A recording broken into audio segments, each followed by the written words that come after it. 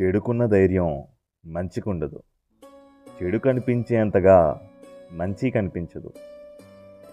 కౌరవ బలాన్ని చూసి యుద్ధం ప్రారంభించిన దుర్యోధనుడు ఈరోజు కొలంలో దాక్కోవలసిన పరిస్థితి వచ్చింది. ఓ దుర్యోధన, యుద్ధభూమిని విడిచి పారిపోవడం వీరుడి లక్షణం అనుకుంటున్నావా? వీరుడనేవాడు యుద్ధం చేసి చావాలి లేదా చంపాలయ్యా.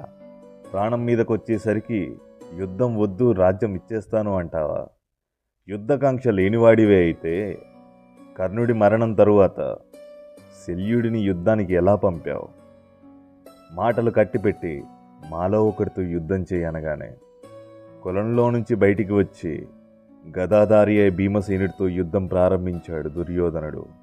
వారిద్దరి గదాయుద్ధం దాటికి సమస్త ప్రాణికోటే బెంబేలెత్తిపోతుంది.